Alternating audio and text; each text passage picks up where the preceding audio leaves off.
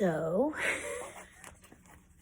I like starting things with, so I was just scolded for it on TikTok, but I don't care. This is my book. Big book. Not really, but looks that way. Anyway, so a while back, I started trying to put it on TikTok just for fun. And it got a really lovely response. I mean, a kind of shocking to me response. It was really nice. And but doing things on TikTok has all kinds of problems. So I was reading at a 3-minute pace for a while, because you can only do these 3-minute videos. And then I did a couple of lives so that I could spend more time and maybe read a whole chapter, but that didn't work either. So I came here and started recording it, but I started at where I had left off on TikTok. So I can't remember even what chapter that was. So now I am going to start at the first chapter and read straight through the book, with the exception of the chapters that I've already read, I think, although I might just go ahead and reread them. Let's see how it goes. So this is the opening. It's titled Why. I'm just going to do a chapter at a time.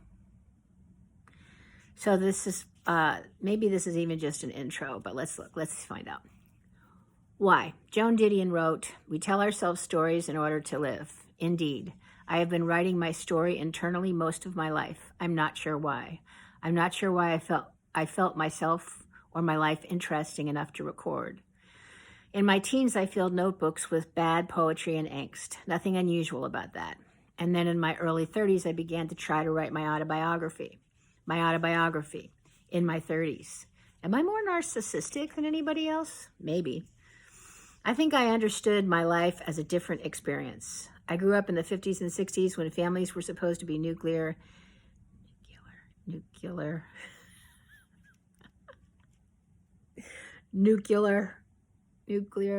Oh, Lord. Anyway. And childhood was a happy time. My family was missing a father. The Didion quote goes on. We interpret what we see, select the most workable of the multiple choices. We live entirely by the imposition of a narrative line upon disparate images, by the ideas with which we have learned to freeze the shifting phantasmagoria, which is our actual experience. My internal narrative was aggrandized, mythic. I was on a journey, a spiritual journey.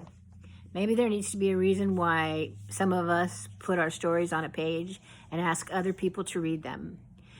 I always felt like I needed to explain myself. I felt I needed to explain why I was the way I was. Specifically, I needed to explain why I was fat. People are fat because they eat more calories than they burn, right? Only in the simplest terms. In my maternal family, my Aunt Jean was thin and ate quite a lot.